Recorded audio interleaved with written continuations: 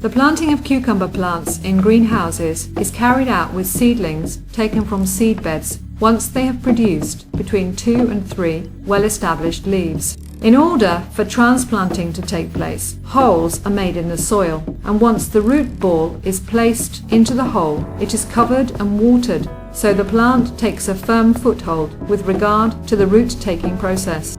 The settings for planting are established depending upon the crop cycle. For early crops with a short cycle, the settings for planting are usually 1.5 meters by 0.4 meters or 1.2 meters by 0.5 meters. If the crop being grown is a later crop, or the idea is to extend production on into the colder months, then the settings for planting will be increased. The most commonly used settings being 2 meters between the lines and 0.5 meters between the plants, or 1.5 meters between the lines and 0.6 meters between the plants. Pruning takes place a few days after transplanting has been carried out. With regard to cucumbers of the Dutch type, the side shoots are removed in order to leave the plant with a single main stem. As concerning other types of cucumber, pruning methods are similar, although the side shoots are not eliminated but blunted from the second leaf upwards.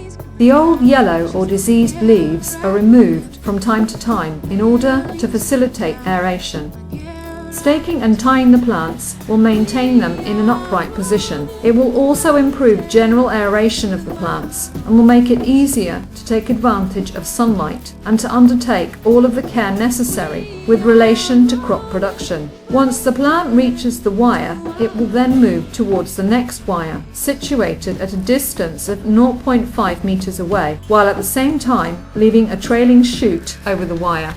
With the objective of increasing the effectiveness of cross-pollination, beehives of Bombus Terrestris should be placed inside the greenhouse. Cucumber plants will require fairly large quantities of water, especially at the fruit formation stage and throughout the growth stage.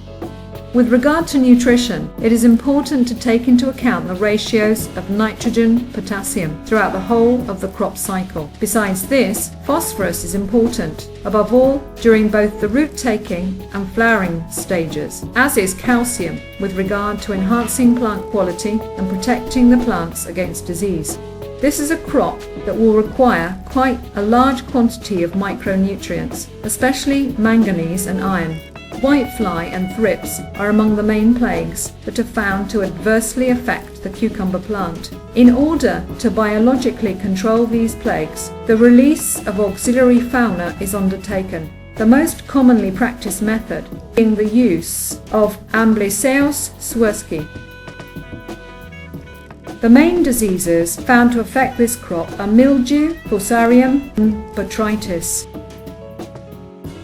Depending upon both crop and temperature, the growth period from flowering to harvest will take between 55 to 60 days. The fruits are usually harvested whilst still slightly unripe, prior to full seed development and before they harden. Due to the fact that the cucumber itself contains a large amount of water, dehydration must be prevented by cutting the fruit during the coolest hours of the day.